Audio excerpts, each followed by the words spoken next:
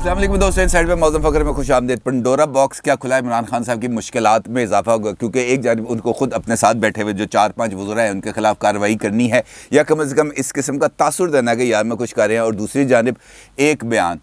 بیان عمران خان صاحب کے گلے پڑ گیا، اور نہ صرف بیان گلے پڑ گیا بلکہ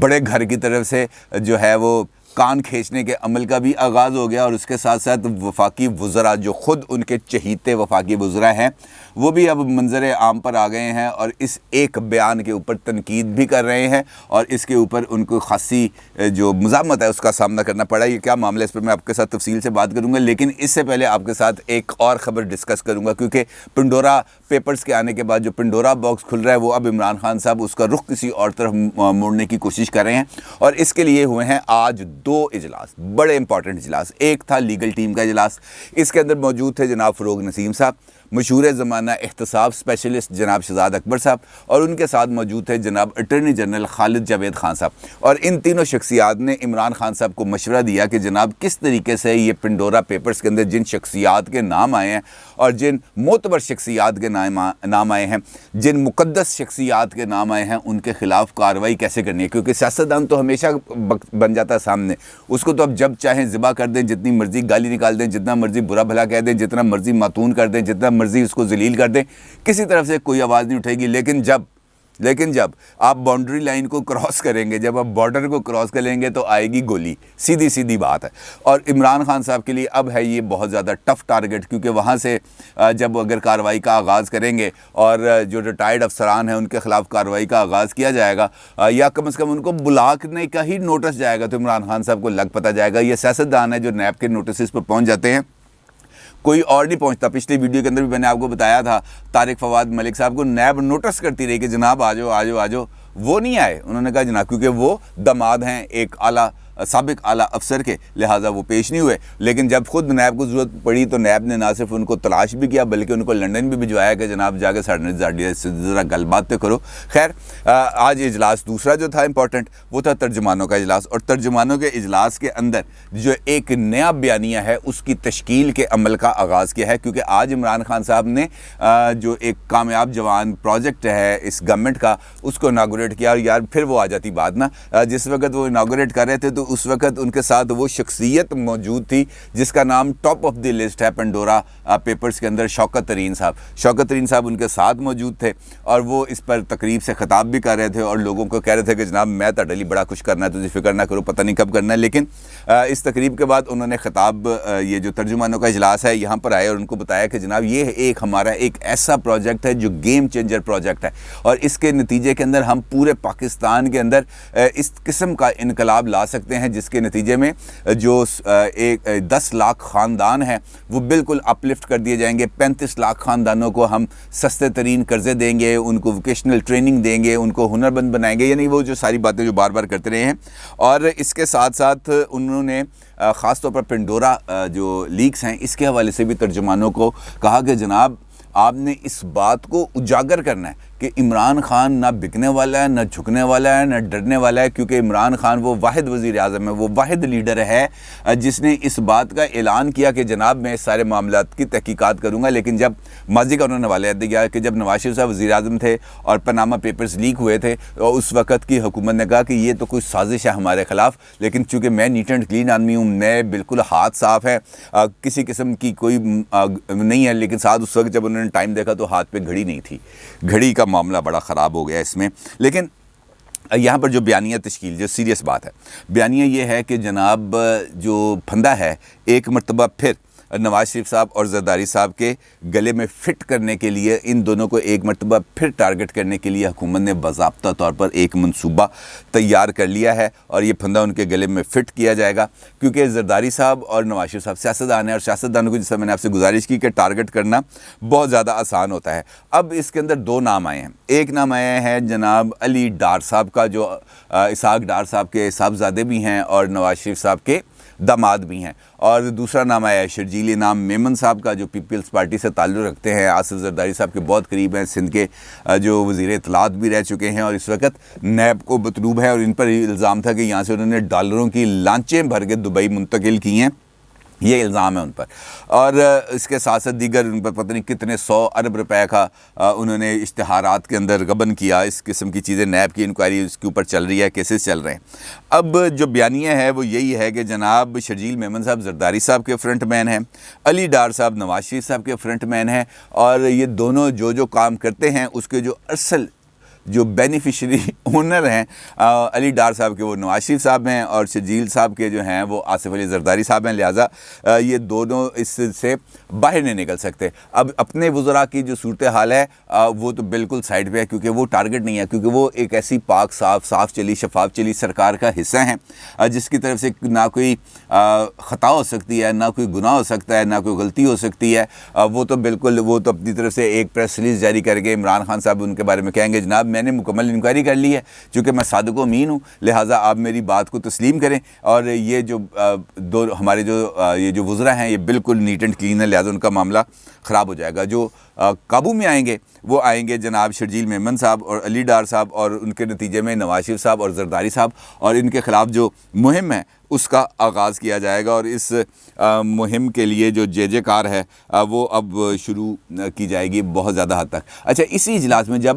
یہ جو کامیاب جوان پروجیکٹ تھا اس کا وہ ڈیٹیلز بتا رہے تھے تو انہوں نے ایک ایسی منطق رکھی اپنے ترجمانوں کے سامنے کہ خود ترجمان بھی ایک دوسرے کی طرف دیکھنے شروع ہو گئے کہ یار اس منطق کو اگر ہم آگے پھیلائیں گے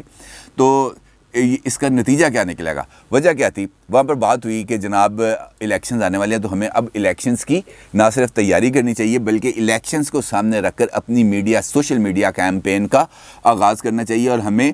جو یہ ترقیاتی منصوبے اب ہم شروع کرنے جا رہے ہیں یا ہم نے شروع کیے ہیں, ہمیں اس کو بھی بہت زیادہ فلیش کرنا چاہیے, لوگوں کے سامنے لانا چاہیے, لوگوں کو بتانا چاہیے کہ اس حلقے کے اندر یہ کام ہوا, اس حلقے کے اندر یہ کام ہوا, فلاں لیڈر نے اپنے حلقے کے لیے یہ کام کرایا, فلاں لیڈر نے اپنے حلقے کے اندر یہ کام کرایا. تو عمران خان صاحب نے کہا یار کون سی بچوں والی باتیں کر رہے ہو, میں میاں والی سے رکن قومی اسمبلی ہوں اور میں 3 سال سے ایک مرتبہ بھی میاں والی نہیں گیا, میں نے میاں والی کے اندر ایک ٹکے کا کام نہیں کرایا, یعنی یہ جو ترقیاتی منصوبے میں نے کوئی ایک کام نہیں کرایا. لیکن مجھے اس بات کا یقین ہے کہ اگلے الیکشن کے اندر میں جیت جاؤں گا الیکشن, اور بہت آرام سے جیتوں گا, کیونکہ وجہ ہے اس کی, اور وجہ بہت زبردست ہے. وجہ یہ ہے کہ لوگ اس بات پر یقین کرتے ہیں کہ عمران خان جھوٹ نہیں بولتا, لوگ اس بات پر یقین کرتے ہیں کہ عمران خان غلط کام نہیں کرتا, لوگ اس بات پر یقین کرتے ہیں کہ عمران خان کرپٹ نہیں ہے. لہٰذا میرے یہ جو گڈ مورل سٹینڈرڈز ہیں لوگ نہ صرف اس کو فالو کریں گے بلکہ مجھے ووٹ بھی دیں گے. ہاں میں کام کرتا ہوں, بہت زیادہ کام کرتا ہوں, لیکن کلیکٹیولی کام کرتا ہوں. میں یہ نہیں دیکھتا کہ اس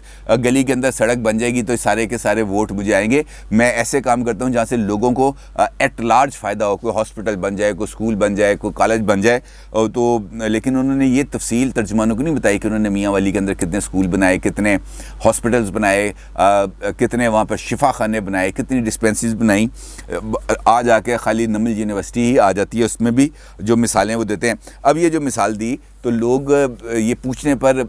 جو ہے وہ حق میں جانب ہیں کہ عمران خان صاحب کب حقیقتوں کو سمجھیں گے. یہ 2018 نہیں ہے, یہ 2021 ہے, اور اس کے بعد 2023 آنا ہے. جو پروگریس ہے آپ کی وہ اتنی زیادہ اچھی نہیں کہ آپ لوگوں میں جا کے اس کا جواب دے سکیں. ابھی آج ہی بجلی کی قیمت میں 1 روپے 63 پیسے کا اضافہ کیا گیا ہے, اور یہ فیول ایڈجسٹمنٹ چارجز کی مد میں یہ پیسے مجھے اور آپ کو مسلسل 1 سال کے لیے ادا کرنے ہیں. اور اس کے بعد جو فیول ایڈجسٹمنٹ ہوگی, یعنی جو اکتوبر کی فیول ایڈجسٹمنٹ ہے جو ہم نے نومبر کے اندر پے کرنی ہے یا جنوری میں پے کرنی ہے, وہ ریگولر بیسس پر اس سے الگ ہوگی. یہ ون ٹائم جو ایڈجسٹمنٹ ہے اس نے 1 سال تک ہمیں اس کا خمیازہ بھگتنا پڑے گا, اور اس کے بعد جو نئے سلیبز ہیں وہ بھی آ رہے ہیں. خیر, یہ جو سارا معاملہ ہے یہ اس بات کی طرف اشارہ کرتا ہے کہ عمران خان صاحب اب اس وقت اس سٹیٹ آف مائنڈ کے اندر شاید نہیں ہے جہاں پر وہ صحیح درست پولیٹیکل فیصلے کر سکیں. اور یہی وجہ ہے کہ جب انہوں نے TRT کو انٹرویو دیا تھا, ٹرکش ٹیلی ویژن کو انٹرویو دیا تھا, تب انہوں نے طالبان کے ساتھ مذاکرات کی ایک بات کر دی تھی. انہوں نے کہا کہ ہم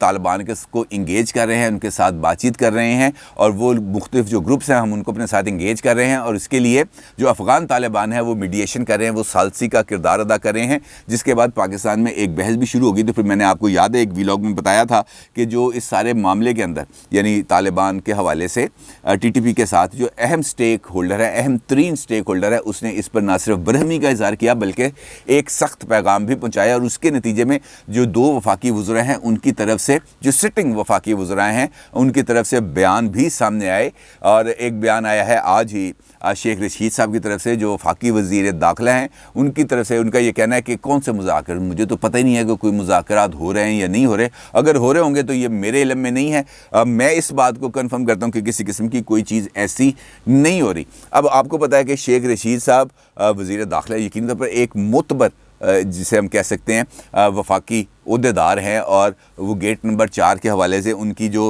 राय है और उनकी जो रग़बत है, उनकी जो उनसियत है, वो किसी तरफ से ढकी छुपी नहीं। लिहाजा अगर वो ये बात कर रहे हैं तो यकीनी तौर पर अगर हम इसके ताने बाने जोड़ें तो वहीं पे जाके जुड़ते हैं। दूसरी जानिब परवेज़ खटक साहब हैं। परवेज़ खटक साहब को मालूम है कि वैसे ही उन्होंने गुज़िश्ता 10 दिन से इमरान खान साहब को बहुत ज़्यादा टफ़ टाइम दिया, इतना ज़्यादा टफ़ टाइम दिया है कि आपकी सोच है। उन्होंने आज भी उसी मुकाम पर बैठ के बात की, यानी नौशहरा के अंदर उसी जगह पर बैठ के बात की जहां से उन्होंने आज से 8 माह पहले एक तकरीर की थी, जिसमें उनका ये कहना था कि मैं इमरान खान साहब की हुकूमत चाहूं तो 2 दिन के अंदर गिरा दूं, कि मेरे पास इतने MPs MNAs हैं, इमरान खान अगर हुकूमत में है तो वो मेरे सर पर ही है। और उन्होंने वहाँ पर नौशहरा के अंदर उसी मुकाम पर ख़िताब करते हुए ये बात कही है कि जनाब किसी किस्म के कोई मुज़ाकरात नहीं हो रहे, किसी किस्म के ना कोई मुज़ाकरात हो रहे हैं, ना मुज़ाकरात होंगे, ना मुज़ाकरात की किसी किस्म की ज़रूरत है। यानी जो वज़रा हैं वो वज़ीर आज़म के बयान को निगेट कर रहे हैं, उसको नल एंड वॉइड कर रहे हैं, उसको सेट असाइड कर रहे हैं, तस्लीम करने पर आमादा नहीं। ये वो कैफियत है जो ख़ुद इमरान खान साहब की अपनी काबीना के अंदर मौजूद है। यानी जो कैप्टन है उसकी बात को आगे बढ़ाने के लिए उसकी टीम तैयार नहीं है। ख़ुद इमरान खान साहब का ये दावा था कि मैं तो ऐसा आली शान कैप्टन हूँ कि मेरे आगे मेरी टीम का कोई मेंबर सर उठा के बात नहीं कर सकता। जब वो तब क्रिकेट में थे तब तक वो ऐसे ही करते थे, लेकिन ऐसा नहीं है। हकीकतें इससे बहुत ज़्यादा मुख्तलिफ हैं, क्योंकि इमरान खान साहब अब जिस मुश्किल का शिकार है, जिस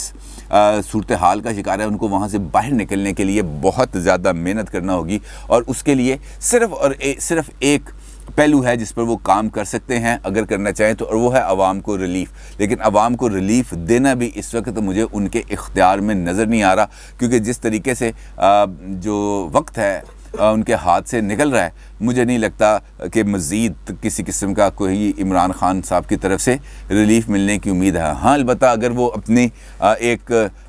जन्नत के अंदर, ख़याली जन्नत के अंदर रहना चाहें तो वो उसके लिए उनको कोई ना कोई रोक सकता है, ना कोई टोक सकता है। अलबत्ता नवाज शरीफ साहब और आसिफ अली जरदारी साहब एक मरतबा फिर मीडिया ट्रायल के लिए मुकम्मल तौर पर उनको तैयार रहना चाहिए, क्योंकि हुकूमत ने इस बात का मुकम्मल तौर पर तहिया कर लिया। अपनी राय का ज़रूर इज़हार कीजिएगा। आपको बहुत शुक्रिया। अल्लाह हाफ़िज़।